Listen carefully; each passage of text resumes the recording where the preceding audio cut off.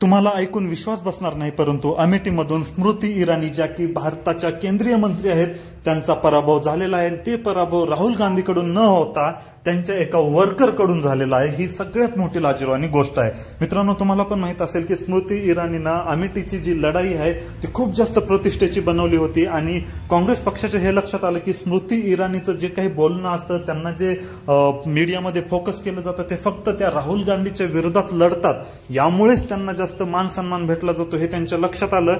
त्यामुळे त्यांनी अमेठीमधून Rahul गांधीचं ticket cut करून त्यांना रायबरेलीमधून उतरण्यात आलं आणि राहुल गांधी रायबरेली आणि वायनाड दोन्हीकडून सध्या पुढे आहेत।